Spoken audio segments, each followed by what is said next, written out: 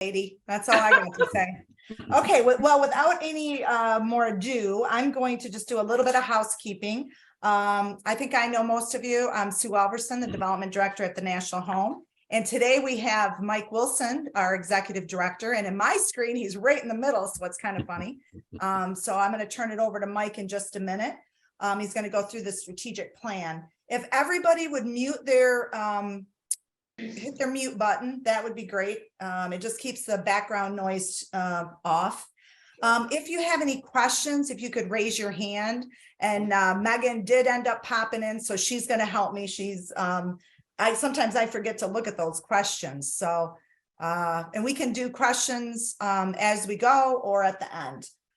We are recording this meeting, so we will be sending it out with a message of what the next meeting will be. And I am very open to the next meeting, what everybody would like to hear about. We've kind of been through this, we've talked about fundraising, we've talked about program, we've talked about our Veteran Resource Center. So if you have any ideas or want to get specific on anything, send us a chat for some ideas for the next meeting. I'd appreciate that.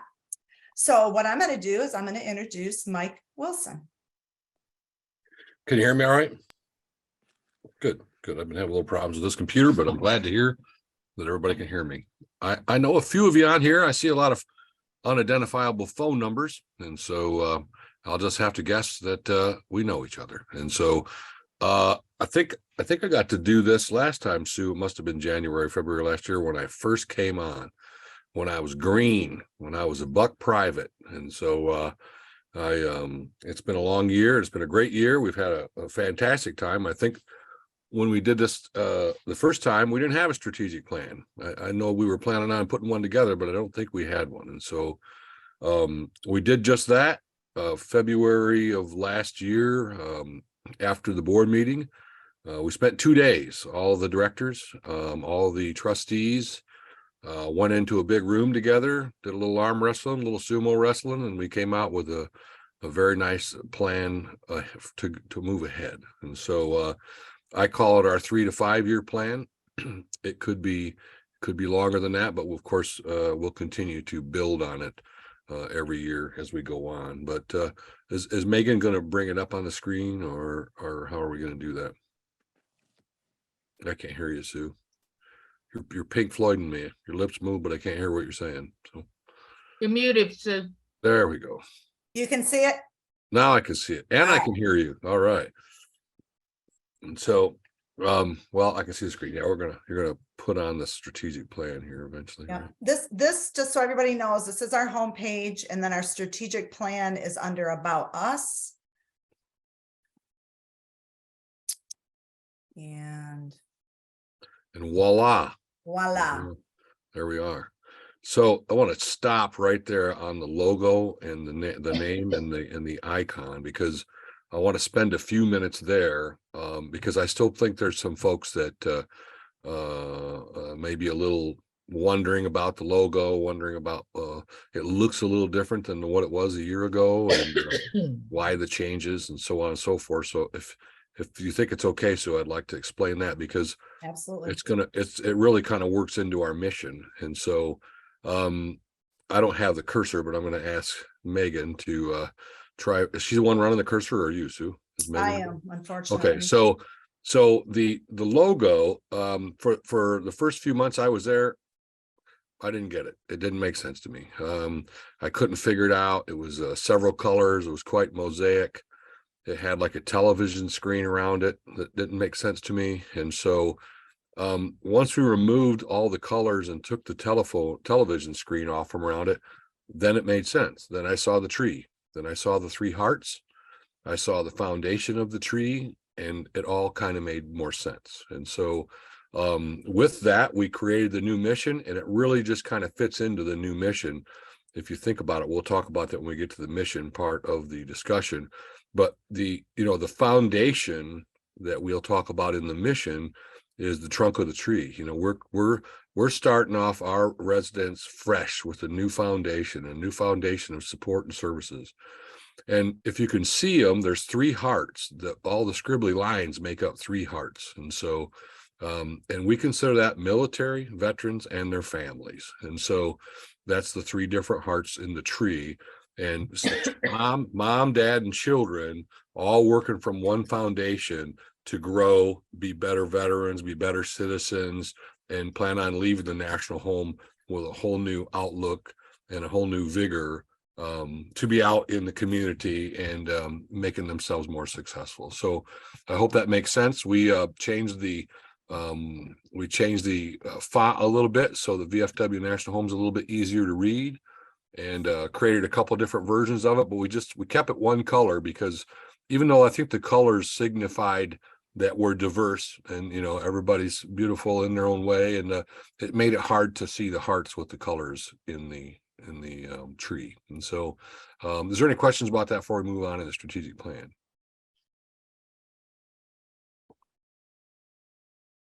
Wait for anybody to turn on their microphone that wants to, but Yeah, I can't see everybody, so okay, yeah, let I me can know do if that. somebody's, Okay, just shout out if Yeah. if you have something, just shout out. So Okay. I don't see any questions. okay, Thanks, good, thanks, thank you. Megan. Yep. So front cover strategic plan, let's move right on to the inside of the strategic plan. Of the first page, of course, is at the time of the strategic plan was developed, Steve Van Bergen was the president of the organization. Currently, our pal Annabelle is the president. She's on here with us, I think. Annabelle, wave, say hi if you get a chance. Is she in there still? She's there somewhere. Yeah. I think Annabelle will echo the sentiments of Steve and the things that were written about our way ahead and our future and what we plan going forward. So we'll just keep right moving on along to the strategic plan focus. Essentially, it just says there that we had a meeting on the 9th and 10th in February 2022, and it was well attended. Every trustee, if they weren't there in person, a couple of them were on Zoom, and I tell you that had to have been murder to sit and watch 8 hours of table talk and deliberation on a computer. It had to be, but they stuck it out with us, and we got through it all. We had 5 directors and 4 director staff that sat in on it, and it was just 2 great days of really drilling down into where we need to be, how we need to get there, and what we're going to do in that process. So moving to the next page.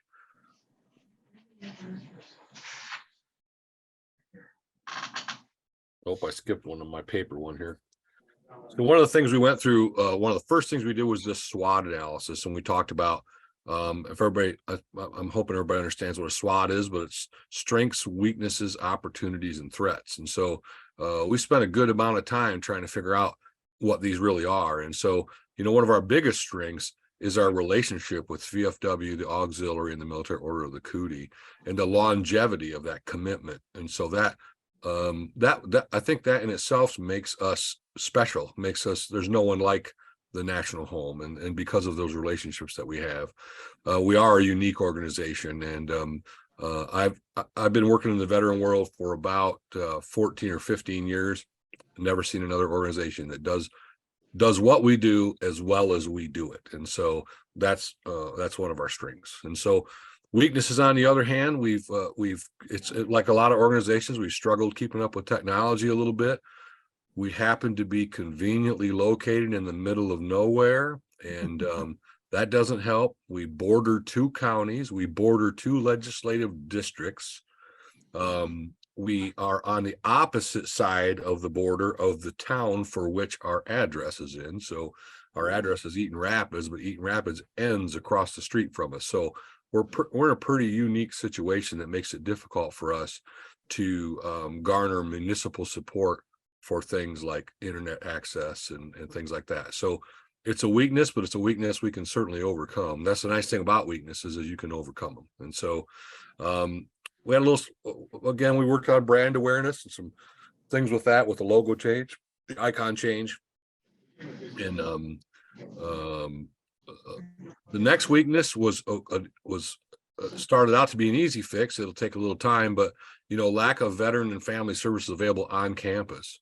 Again, being in the middle of nowhere, we're 25 miles from really any services for the veterans and families. And so they have to travel. They have to travel 25 miles into Lansing or 25 miles into Jackson to get the resources. And so we, as we'll talk later on, opened the Veteran and Family Resource Center and have invited different agencies and organizations throughout South Central Michigan and all around Lower Michigan to come right out to campus. We'll put them up in a space and they can be there and they're walking distance from our veterans and families, and our veterans and families can go right there and get the services and support that they need. And so another weakness, lack of support with corporate partnerships and governmental support. But again, we can overcome that over time. And so we're working on that. Lots of great opportunities. We're financially sound. We're capable of supporting our own growth and technology. The problem is, we can afford to repair our technology. We just can't get the technology to come to us. And so that's kind of where we're struggling right now. We've had the ability to increase our broadband capability. Now we have to get it distributed to the houses. And so that's going to be a pretty major expense.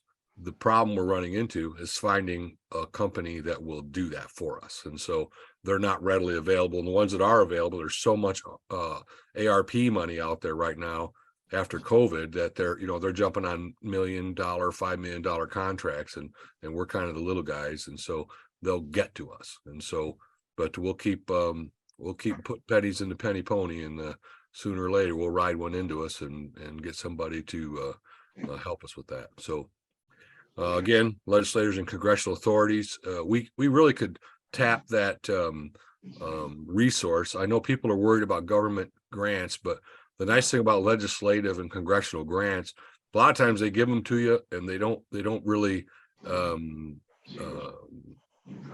accountability for them isn't like getting grants from FDA or other places. The accountability is pretty minimal. You tell them what you need it for, they give you the money, and they kind of leave you alone with that. So that makes it a little nice. So podcast, social media campaigns are good opportunities for us, just like this one.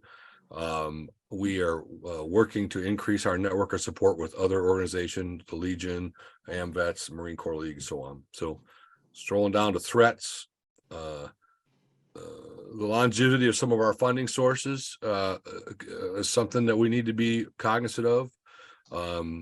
Our national awareness, it's really surprising how people don't know who we are. It just is really surprising. And so I speak at a lot of VFW auxiliary events, and people come up to me and say, so where is our house in Georgia? No, your house isn't in Georgia. Your house is in Eaton Rapids.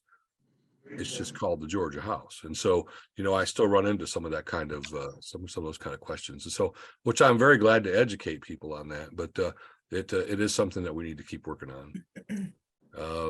And again, veteran service organizations are competing for them same congressional dollars in a lot of places, and legislative dollars, especially in our state with this coalition of veteran support organizations. They're all competing for the same money. And so we want to keep ourselves on the top of the list if we can. So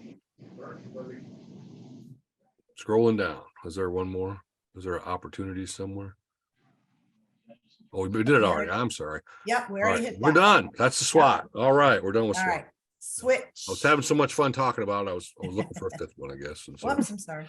but so here's kind of our strategic growth plan. We started this process in 2022. We finished up the 2 days of arm wrestling, and then it was up to the directors to take everything that we put on flip charts and race easels and notes and put it all into something we could all really understand and sink our teeth in. We took the which I'll talk about in a minute. We took the priorities and the objectives and had to turn them all into goals that were achievable for us to do over the next 3 to 5 years. And so that's year one. This year, of course, we have our board meeting in February coming up, where we'll go over some of the what we've done in the last year and whether the goals that we've set out for ourselves are still considered realistic, achievable, and so on.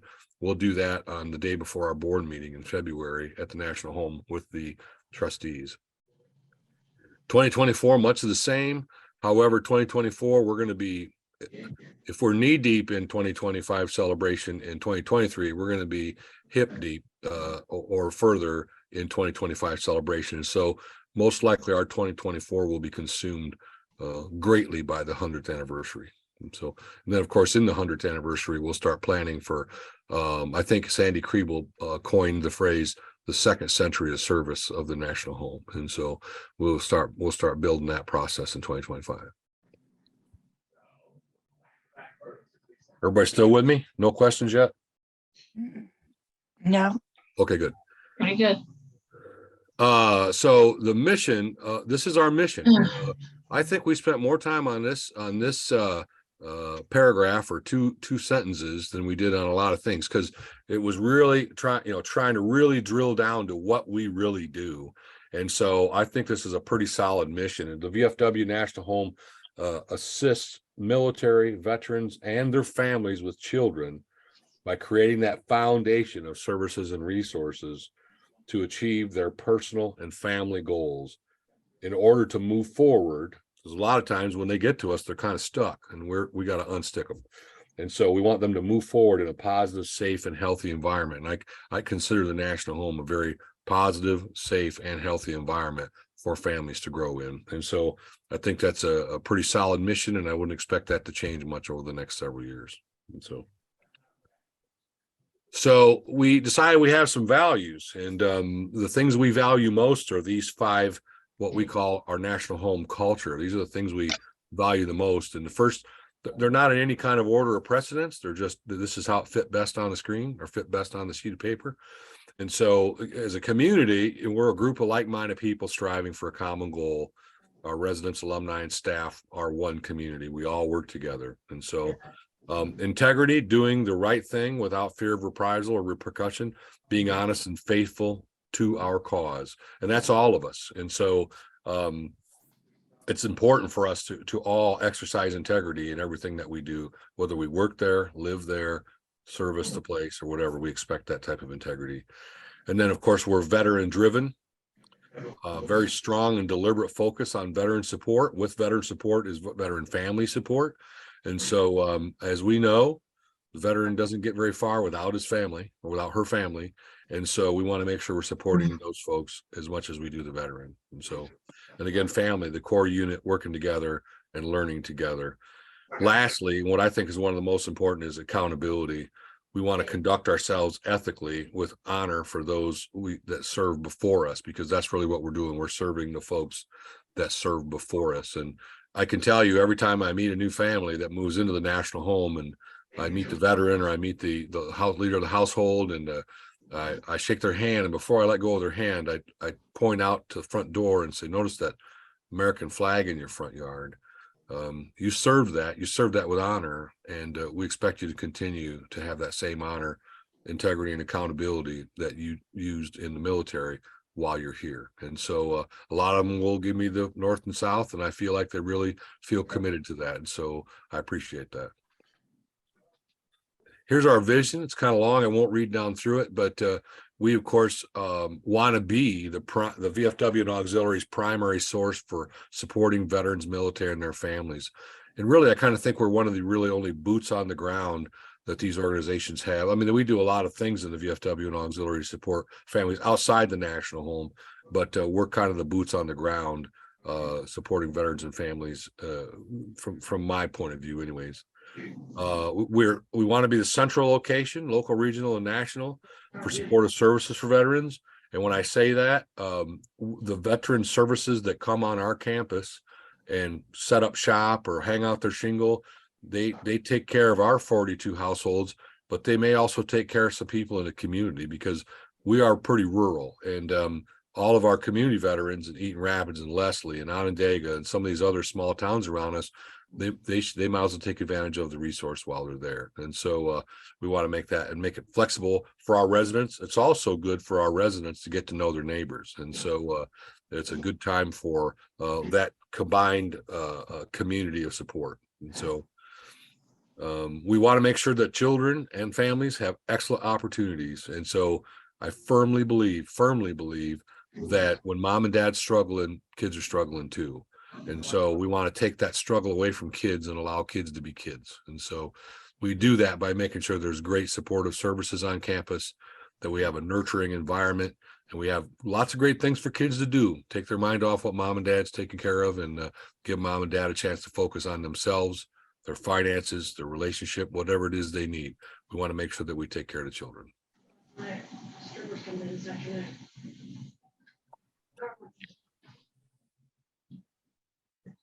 So we had to figure out a way to break down the goals that we want to set, because if we didn't break them down into some a little smaller bite sizes, we would have 50 goals and no way to really track them. And so we created these 3 main priorities, and they're veterans and families, communication, and funding and finance. And so all of our goals fit up under one of these 3 priorities. And so veteran and families is pretty obvious.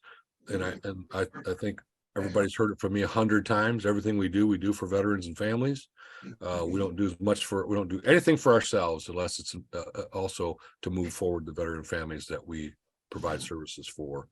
And so then communication is our second priority, and that's huge because we need to make sure that we're communicating to you all what's going on at the National Home. We want you to be able to feel free to communicate to us. If you're hearing things out there in the communities, you're hearing things out there in the world, or you have questions that you need answered, we are doing our best to be transparent, truthful, and share what's going on in the National Home within the confines of the restrictions of sharing names and who's doing what and what their case situation is. But we certainly want to make sure that all of our supporters know what we're doing on campus. And then lastly, funding, which, without money, if in order for us to prosper, we have to grow. In order for us to grow, we have to be financially strong. We are financially strong, but we need to continually, and this is where I thank Nancy and Sue, who are on this call, that are constantly out there searching for funding streams in ways that we can remain viable with our finances and be able to continue moving forward and continue to focus on those donor relations. I think that if you donate money to us, you ought to have some idea what kind of effect it's having. And so Nancy and Sue and their team work really hard to make sure that our donors stay informed. And so and we have started researching some grant opportunities. Like I said, there's a lot of grants out there, and we'll be very careful that we don't get into grants that bind us to anything. Yeah. Somebody say something to me, or okay. But anyways, we'll continue to make sure that we look for the right kind of grants that will help support us with some of the outlying things that we need to do that won't bind us to contracts or any type of accountability for. Well, not accountability. We certainly want to be accountable, but anything that straps us to red tape through the government, we don't want to have any of that. So, and then we have goals, and so there's the next couple of pages are several different goals, and so we'll go down just through a couple of them. And I can give you some updates where we're at on them. The first goal: 90% of houses occupied by veterans and families, including active guard, reserve, and mobilized, and so. We were a long ways from that when I got there, a long ways from that.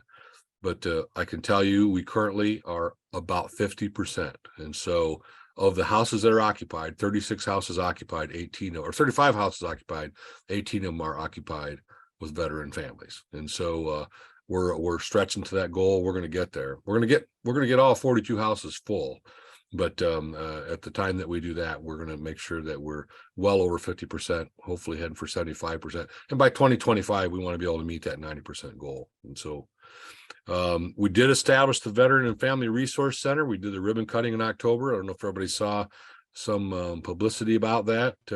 Annabelle and the board and all of our nationals were there, and we cut the ribbon, and that really marked the start of our deep focus and concentration on bringing support and services to the veterans on campus so they don't have to go find them. And so that's where the donations we were just talking about when we started are going to go. Is if you've not been in the basement of the H&E, a year ago it kind of still looked like a hospital down there, and quite sanitary, quite blank and bare, and so it wasn't welcoming for people. And so the donations that we're receiving the goal for that is to make that a better, more welcoming and serving place making it a place where veterans feel comfortable to go. It's not so, like I said, so antiseptic and so bare and hospital-y looking, because nobody likes that unless you're a nurse, I guess maybe you like it, but we don't have a lot of those living on campus. And so that's coming around more and more every day. I'm incredibly impressed with the team and the work they've done in there so far. We did reduce application completion time frame to under 30 days. We have not had an application take more than 30 days since about February of last year. And so frankly, there's some we've done in just a couple of weeks when we got a family really needing us bad. We can get it down to a couple of weeks. And so I'm really happy for that. We have a policy that we didn't have before. For those of you, I don't think Angie's on this call, but for those of you that haven't met Angie Harkins is our development director. And Angie is, she's really creating some incredible programming over there. And one of the things that I'm most proud of is this event passport. A lot of times our residents would move in and you'd never see them. They just would hole up in the house or go to work and come home, and they wouldn't reach out and seek resources and seek support and services. So Angie put together this event passport that residents, part of their goals is to make it to so many events, then they get their little passport punched. And so every year they have to complete the goal of getting their passport punched of events they've come to, whether they're big events like Cootie Christmas or Easter treats or something smaller like financing a home seminar or parenting classes, whatever we're having, they have to come. They got to come get their block checked, so to speak, and kind of forcing them to learn some stuff a little bit. But that's a great program, and so that's been established. And then we're working on this growth and learning mindset. I personally believe that we set the standard as the staff. We have to continuously grow and learn to set the standard for those that come for our support to grow and learn. It's kind of like the story that of Gandhi. A lady brought her son to Gandhi and said, "Gandhi, my son's getting very, very overweight, and it's because he eats too much sugar. Could you tell him to stop eating sugar?" And Gandhi said, bring him back in a couple of weeks and we'll see what we can do. And so 2 weeks later, she brings the boy back, and Gandhi gives him counsel on eating sugar. And she said, "What did you do in that 2-week period of time? What did you have to wait 2 weeks?" He said, "Well, when you asked me the first time, I was still eating sugar." And so Gandhi had to figure out what it was like to not eat sugar before he could tell somebody else. And so we have to continue growth and learning, and it starts with us, the staff. And so scrolling on. Oops.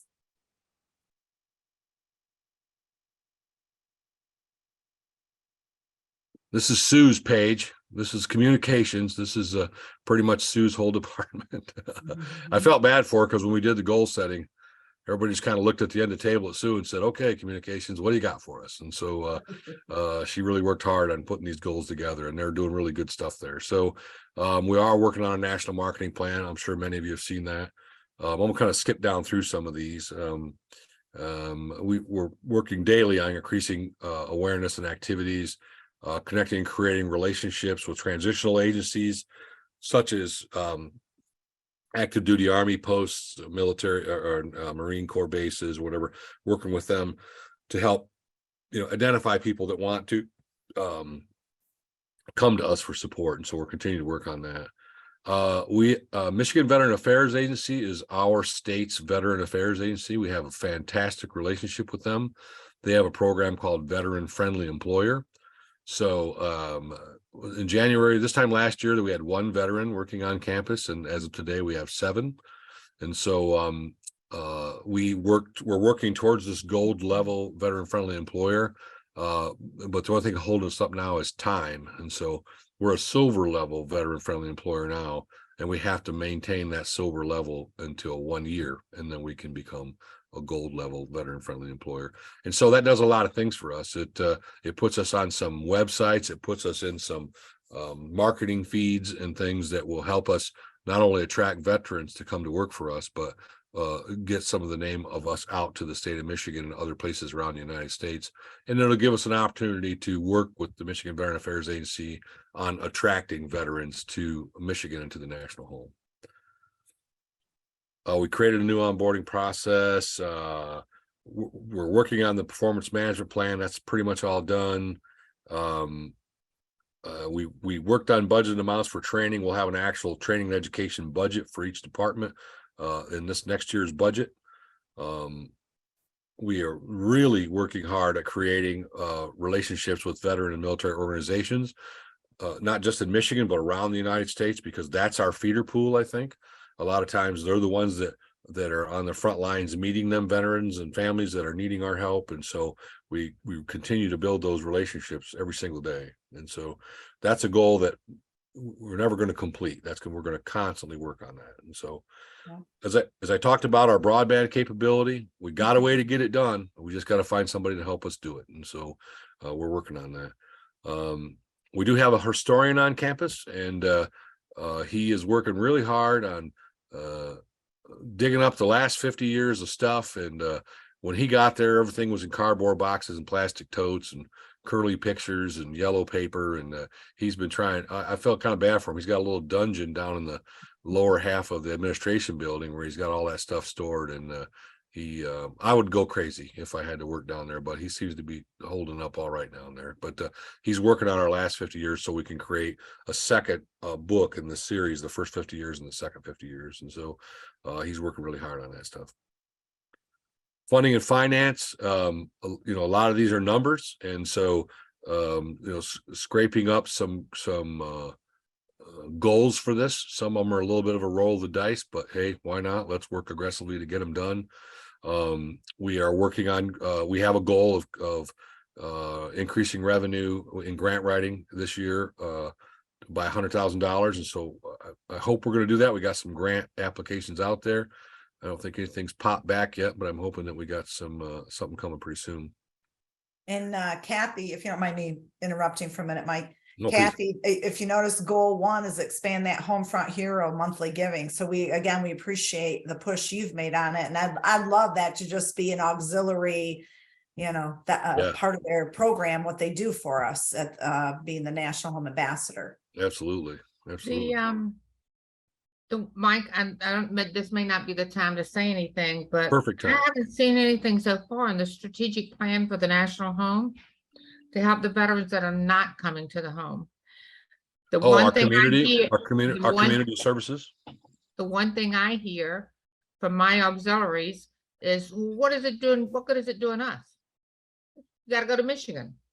My people, I got veterans that need help, but they can't get to Michigan. And so they're wondering, we're spending all of this energy. We have a whole program dedicated to it, and we're sending money and we're working hard for it, but we still have members that feel like this is not helping me. This is not helping my veterans. Yeah, I can tell you that our helpline, we have a pretty good database of organizations and agencies in other states to help veterans. I know there's a little bit of a stigma about, if I call the National Home, I'm certainly not going to move to the National Home, so why bother calling there? We want to encourage auxiliaries and VFWs to continue having them call, because we do have resource opportunities in other states, and our helpline keeps quite a database. We've helped several veterans who obviously are not interested in coming here, or they're close to home, and why would they leave home? Where mom and dad's at, or where their other support mechanisms are. So we do work hard at identifying support agencies in other states. And so the VFW and auxiliary are actually quite helpful with that. They're the ones a lot of times that tell us what those support services are. So I don't know if that answers your question or not. Well, it does. It does, but I was really pointing at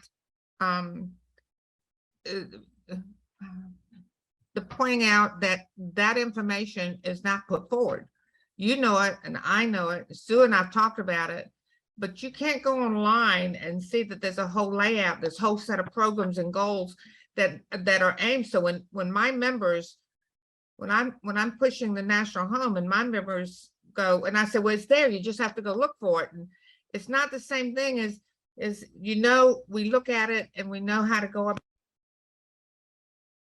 Uh-oh, we lost you, right? Yeah. So did I. I'm not there anymore. There you are. You're popping in and out on us, Kathy. Keep going. I'm sorry. I'm just saying that it's not publicized like I think it should be, because you know, you don't want our members or anyone be going, well, what about me? This is not for Yeah. me. It's not Mhm. helping me any. And in reality, it's there. They just don't know how to go about it. I guess Yeah. that's what I wanted to say. It's there. You Right. have it in place, but they don't know it because they don't know how to go about it. Okay. Yeah, that's good feedback, Kathy. So, I just think that might be something that might be worth a line in your vision. okay. If we, in February, we're gonna be going through this and adding new goals, discussing them, and I'll bring that up to potentially add that as, see if it cuts the mustard when we get down to you know, maybe including it in our next, you know, our updated one, because you know, you're not the first one that's brought this up, and you know, that's great feedback. Yeah. Well, I never knew it till it hit me in the face. Yeah, Oh. no, I Somebody know. said, well, they came to me and I'm going, well, yeah, of course there is. They've got the helpline. And I went through the list of things that I know about, Yeah. but it's not something that we publicize or we push enough, I think, that makes everybody feel like there's something that there for everybody. You don't just have to go to Michigan. Right. So we could advertise the national helpline if moving to Michigan's not the thing for you. We still have resources to help you in your home state. Something of that nature. Maybe we even put out some literature like that. So. And I think you hit it right on the head when you asked the auxiliaries or the VFW to identify some of the sources within their state, and maybe you could start a file at the national home where you had, oh, here's a guy from South Carolina, and let me see what South Carolina says they have available, because I know in my own home. Yeah, we do that now. South We Carolina- do that now. Oh, you do? Okay. Yeah. Oh, well, yeah. See, Yep. I didn't know about that. Yeah. Yeah. So our And we And I'm the have chairman and I didn't know. we have a TRS, which stands for Total Rockstar. Her name is Kayla, and she manages the national hotline, and she has a database. And so if someone calls us from Texas or South Carolina and says, you know, I need resources, but I really am not comfortable moving to Michigan, she'll go to the database where Texas or North Carolina and see what's available and try to connect them. Of course, we don't have an actual representative there from the national home, but we have VFW's auxiliaries and a list of databases or a list of services, and she can help them that way. And so Well, we I do think that. that's all. I think that's really all they're looking for, to be able to have, if you want to say, call, here's our helpline, and they call the helpline, and the helpline goes, well, here's the Veterans Resource Center telephone number, ask to speak so-and-so, and here's this number, and here's that, all within your area, and they can help you. Mhm. A lot of times people just want somebody to tell them what to do, That's right. You're absolutely rather than just help them. yeah. Yep. Yeah, that's good feedback. We'll definitely share that. And I think that's a realistic goal we can put in there. How do we communicate that better? Yep. That we are more than just a home in the middle of Eaton Rapids, in downtown Eaton Rapids, or not even downtown, but out in the middle of nowhere. We're a national helpline. We have national resources. So Yeah, I think that would be good. okay. Thank you. Mike, Yes. this is Sandy Kriebel. Hi, Sandy. We've had our hotline cards out for I don't know how long. And those that we've always made sure that the auxiliaries got them. Mhm. And that number on there does direct them to the area, does it not? It should take them So straight if to the we- national helpline, right, to Kayla. The question is, do we Exactly. share enough information on there, what's available on the other side of that helpline besides coming and living in Michigan? That I'm not Yeah. sure of. And so that's probably what we want to take a look at. Well, I think one of the hotline cards that we had on the reverse side did have some of them, maybe about 10 Mhm. things that they could help out with the hotline. So maybe we have to review that card again. Yeah. The handout card to everyone that we have on our tables and all the chairmen across the country. We you know, we help have them to promote that. Yeah. And I love the idea of having it as a goal to, you know, build some kind of a campaign for that. And so I don't think we've worked as hard on it as we could. So we'll certainly look at creating a realistic goal for that. And of course, presenting it to the board. And so. It's Annabelle. I got a question. Yeah. Hey, Annabelle.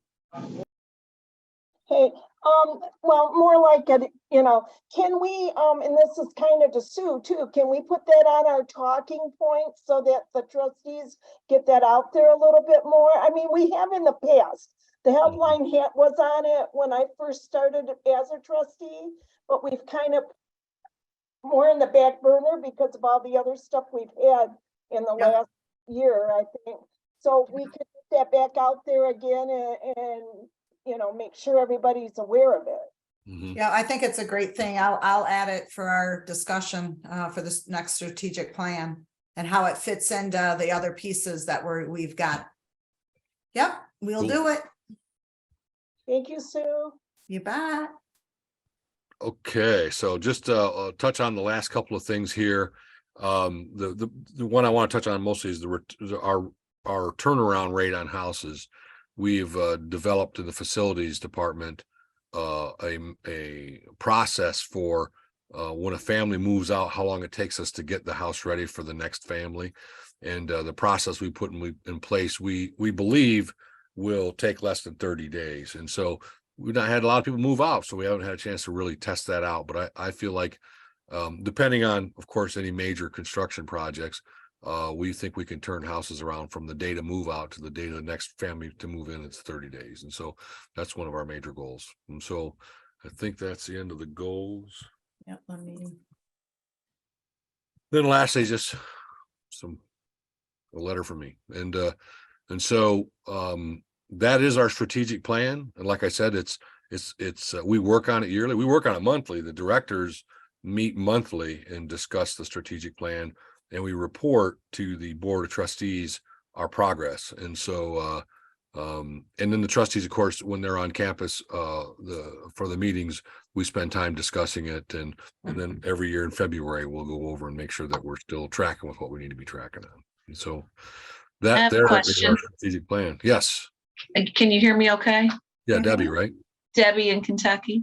Okay.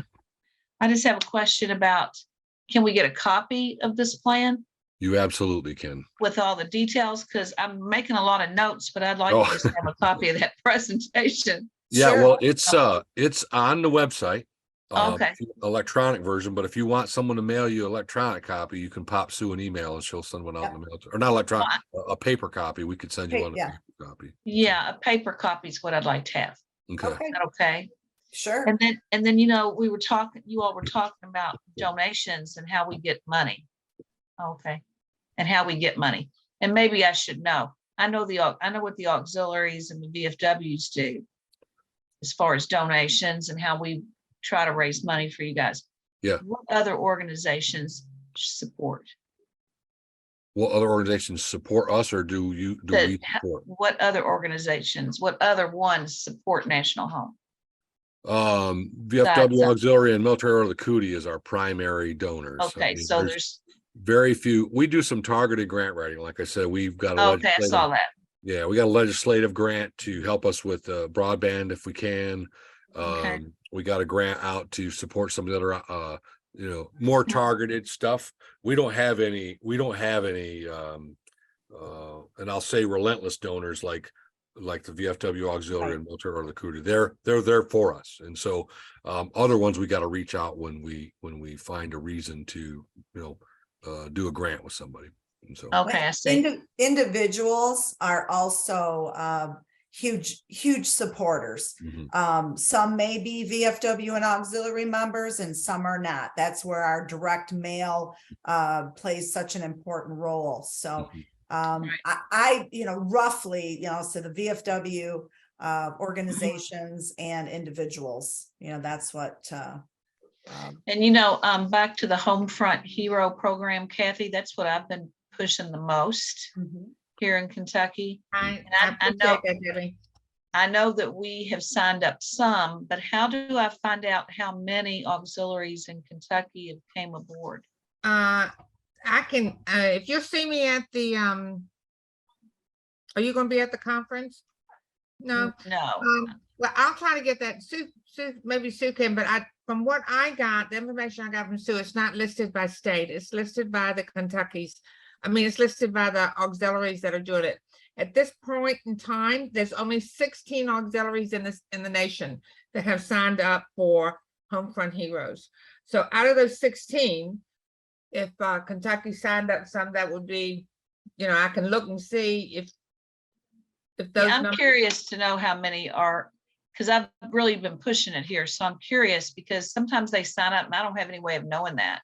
Yeah, they, the biggest thing about that Homefront Heroes and that you as a department chairman need to get out is the idea was for the auxiliary to take part in being supportive of supporting the National Home General Fund, not just through donations, which are all very important and very much appreciated, but Right.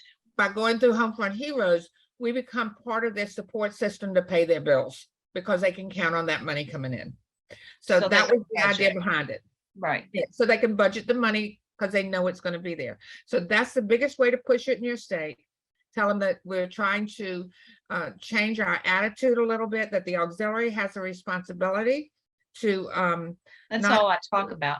yeah, not The just to support, not just to support through donations, but we need to start supporting them as the VFW does. The VFW is obligated to send them money every year. And I propose that I think that the auxiliary should be doing the same thing. We should Right. be making a commitment that this is something that we want to support. And that was what the Homefront Heroes idea was about. So thank you for your work. I appreciate it. And I'm going to keep blowing my horn until I'm out of office. So you'll hear it again. Okay. Okay.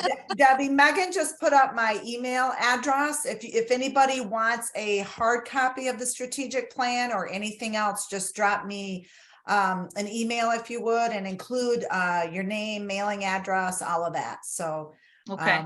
we'd be happy to get that for you. Sue, I want to, if I can have the floor for just 2 more minutes, I yeah. want to address, I'm not sure who D Baker is, but I want to address a little further the question in the meeting chat about doing a request for proposal through Charter Spectrum. And so Charter Spectrum Charter, whatever they are, they don't service our area. Comcast would be our cable provider, and AT&T is another provider.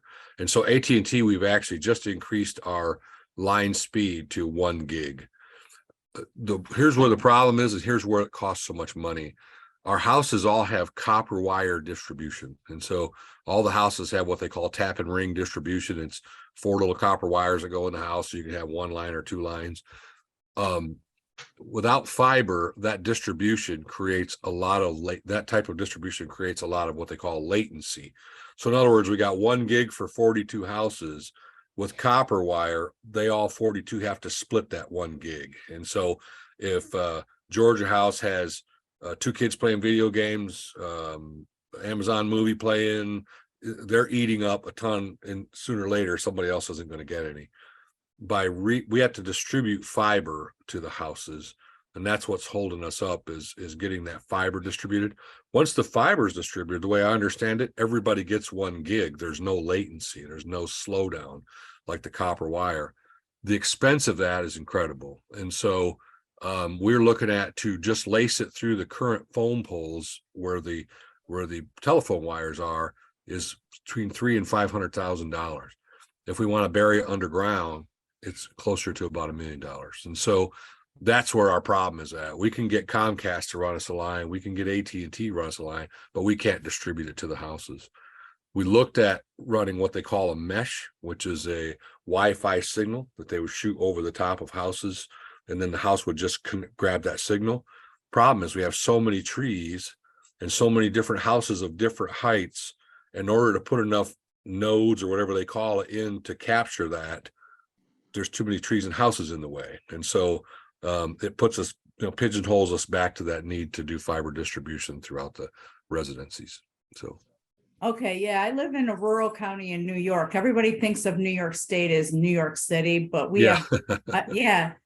So I'm on our DRC, and so out of all of our counties, we have 62 rural counties, and most of us are not wired for broadband. Right.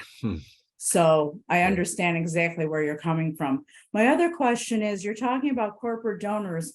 Have you done like a corporate, because I did professional fundraising back in my day when we built our Golisano Children's Hospital. Have you done like a local search on your national law firms to see what your veteran capability is, to see if they would do a corporate sponsorship for each one of your houses in your states, like to the Kirkland Ellis's or all of those law firms to see what their veteran population is or their active duty reserves are? No, we haven't reached out to any law firms that I know of, Sue. No. We have, like I said, we have a coalition of veteran services in the state that we're primarily focused on, but we do have a couple of law schools that do a lot of veteran support things that we could certainly reach out to.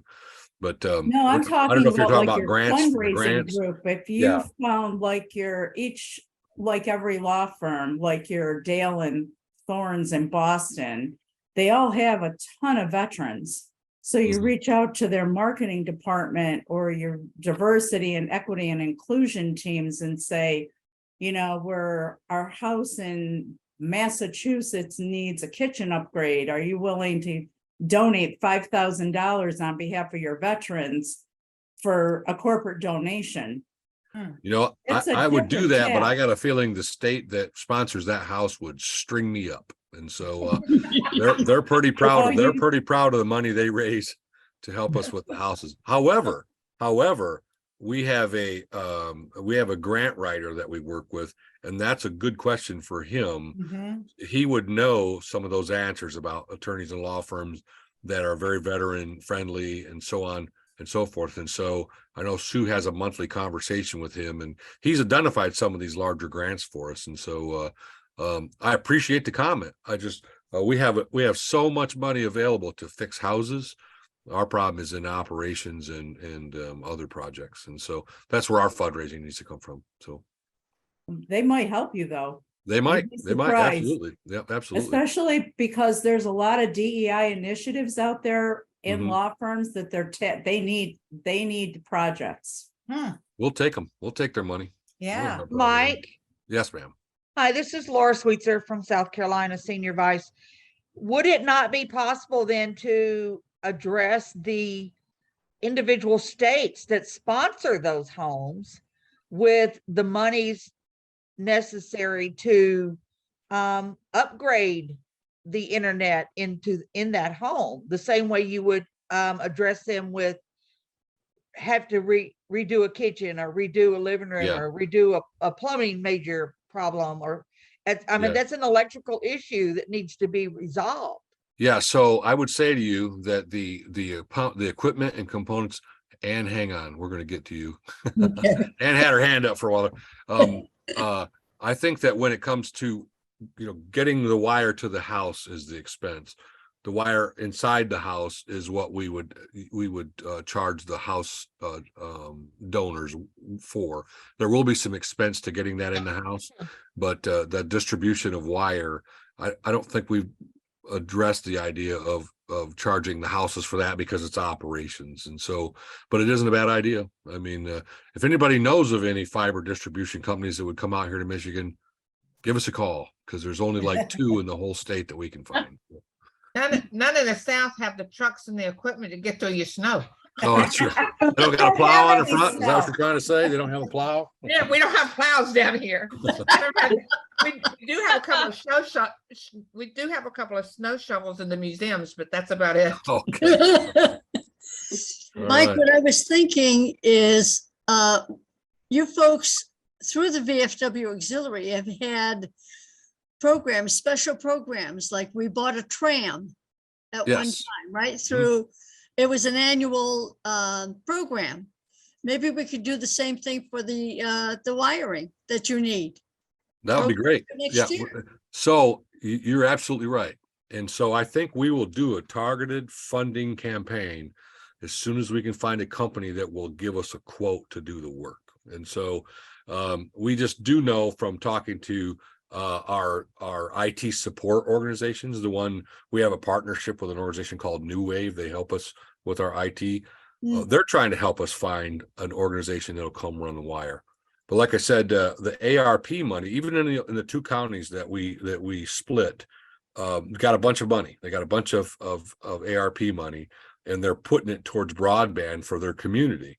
And so Eaton Rapids itself has like $24 million to do broadband with. Ingham County has another 16 or 18 million dollars to do broadband with.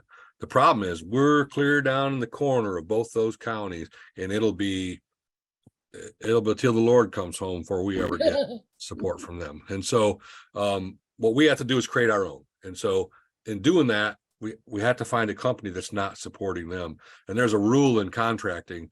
If you can find somebody to do the contracting work, be careful, because if everybody else is busy, there's a problem with this organization. So we're trying to be super careful with who we pick. We've got one company that gave us a quote, and then they gave us the quote and then they backed out. They said, we don't have time to do it for like a year. And so that's where we're struggling.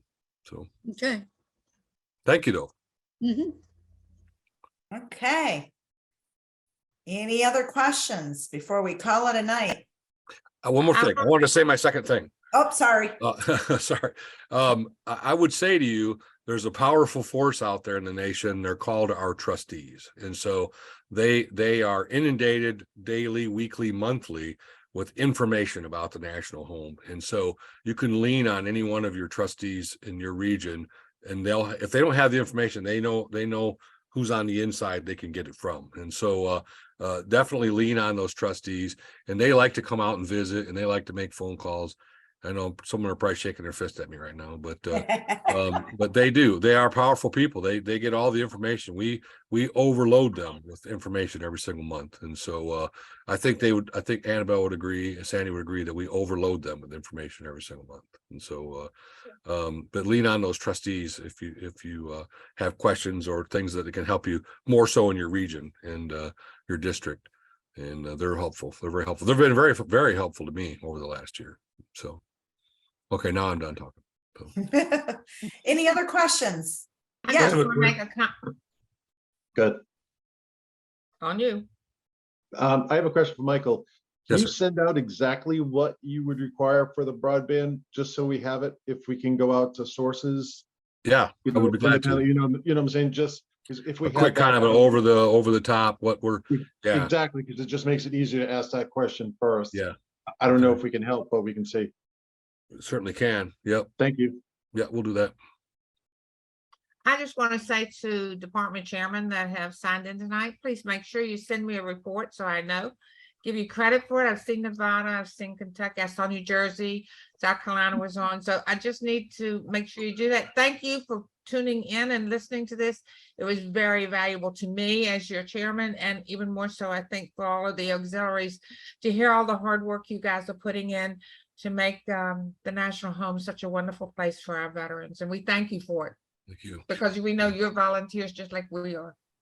Thank you, Okay. Kathy. And Thank we really appreciate all that you folks do. I mean, Nancy and I have the awesome job of working with you folks, more so than a lot of our coworkers. And we know you're out there working. And Kathy, I appreciate you so much. And you took a hold of this program, and I think it's been great. Kathy, Yeah. what report did you want? Because I Just send me- recently, No, just send me an email and say I was on Yes, the you can. Zoom, and I can just Oh. give you credit for it so that I know that Okay. the ones that took that extra step to be there, that's all. Yep. oh, okay, I got you. Okay, Thank you. gotcha. Well, If we're And gonna Sue, close up shop, Sue, are we gonna close up shop? Okay, We're- someone have a we're- question? Another Sue, question? I've got your email on your card. Okay, great. If you'd send me a request. Okay, I will. That strategic plan with your email address or your mailing address, please. Okay, thank you. Annabelle's bet. got a question Yep, Annabelle?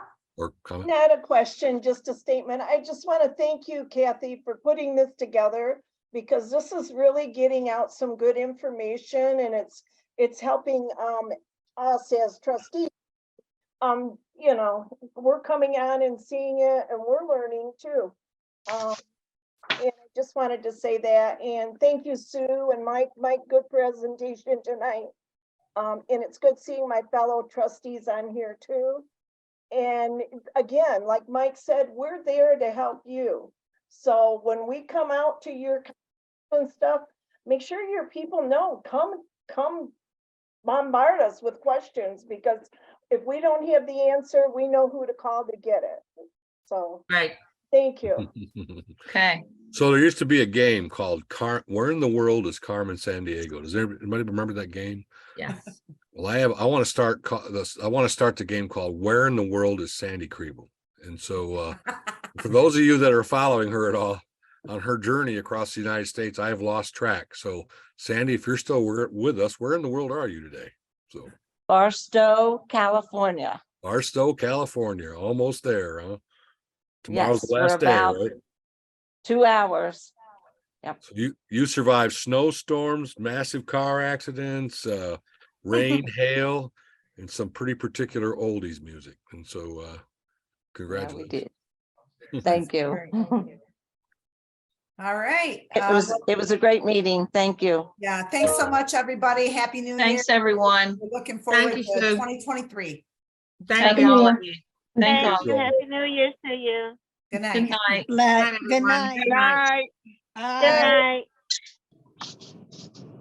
Bye.